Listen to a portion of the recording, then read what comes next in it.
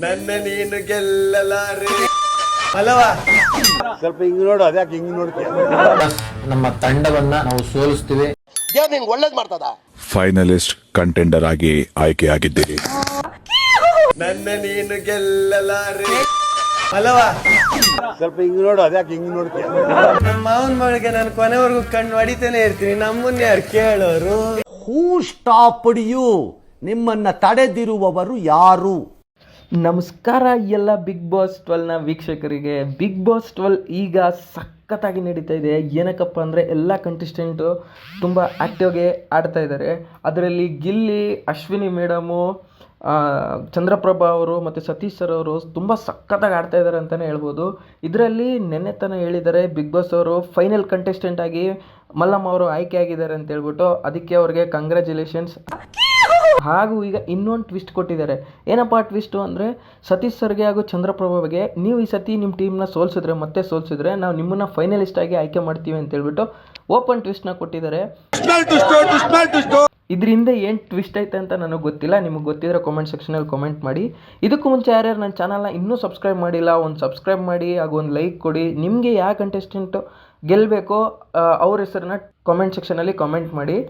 ಹಾಗೂ ಎಂಟೈರ್ ಮನೆಯಲ್ಲಿ ಗಿಲ್ಲಿನೇ ಟಾರ್ಗೆಟ್ ಮಾಡ್ತಾ ಇದ್ದಾರೆ ಅಂತ ಅನ್ನಿಸ್ತಾ ಇದೆ.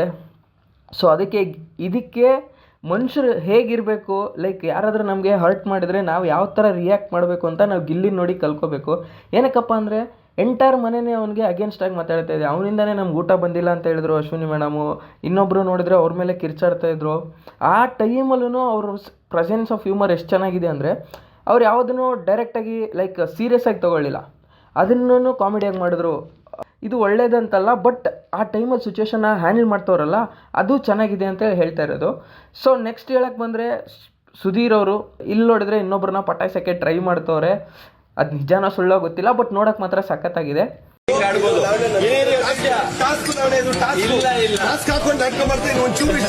ಇವರೆಲ್ಲ ನೋಡ್ತಾ ಇದ್ರೆ ನಾವು ಒಬ್ಬರ ಜೊತೆ ಹೇಗೆ ಇರಬೇಕು, ಹೇಗೆ ಮಿಂಗಲ್ ಆಗಬೇಕು ಅಂತೇಳಿ ಹೇಳ್ಕೊಡ್ತಾರೆ. Bigg Boss is not about only telling ಯಾರ್ಯಾರ ಲೈಫ್ ಸ್ಟೈಲ್ ಹೇಗಿದೆ ಅಂತ ಹೇಳ್ಬಿಟ್ಟು. ಇದನ್ನು ನೋಡಿಬಿಟ್ಟು ನಾವು ನಮ್ಮ ಲೈಫಲ್ಲಿ ನಾವು ಏನು ಅಬ್ಸರ್ವ್ ಮಾಡ್ಕೋಬೇಕು, ನಾವು ಏನು ಕಂಟೆಂಟ್ ತೊಗೋಬೇಕು ಇವ್ರ ಹತ್ರ ಅಂತ ಗೊತ್ತಾಗುತ್ತೆ.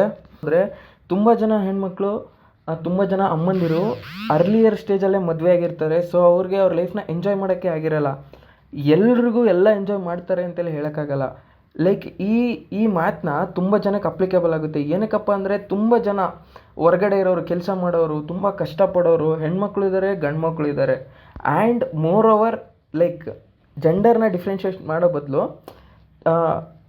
ಇಬ್ಬರು ಜಾಸ್ತಿ ಕೆಲಸ ಮಾಡ್ತಿದ್ದಾರೆ. ಆದರೆ ಹೆಣ್ಮಕ್ಳು ಕಂಪೇರ್ ಮಾಡಿದ್ರೆ ಹೆಣ್ಮಕ್ಳು ಹೊರಗಡೆ ಓಡಾಡೋದು ಕಡಿಮೆ. ಈ ಜನ್ರೇಷನಲ್ಲಿ, ಅವ್ರ ಜನ್ರೇಷನಲ್ಲಿ, ಮಲ್ಲಮ್ಮ ಅವ್ರ ಜನ್ರೇಷನಲ್ಲಿ ಹೊರಗಡೆ ಓಡಾಡಿದ್ದು ಕಡಿಮೆ, ಅವ್ರು ಎಕ್ಸ್ಪ್ಲೋರ್ ಮಾಡಿದ್ದು ಕಡಿಮೆ. ಸೊ ಅದನ್ನು ನೆನೆಸ್ಕೊಂಡು ಅವ್ರ ಕಷ್ಟಗಳನ್ನ ನೆನೆಸ್ಕೊಂಡು ಅವ್ರು ಅಳ್ತಾ ಇದ್ದಾರೆ. ಸೊ ಅದಕ್ಕೆ ಸುಧೀರ್ ಸರು ನನ್ನಿಂದನೇ ನಿಮ್ಮ ಕಷ್ಟ ನೆನಪಾಯ್ತಾ ಅಂತ ಹೇಳ್ಬಿಟ್ಟು ಅವ್ರು ಬೇಜಾರು. ಈ ಸೀಸನಲ್ಲಿ ಬಿಗ್ ಬಾಸ್ ಸೀಸನ್ 12 ಯಾವ ಕಂಟೆಸ್ಟೆಂಟ್ ವಿನ್ ಆಗಬೇಕು ಅನ್ಸುತ್ತೋ ಕಮೆಂಟ್ ಸೆಕ್ಷನಲ್ಲಿ ಕಾಮೆಂಟ್ ಮಾಡಿ. Thank you so much.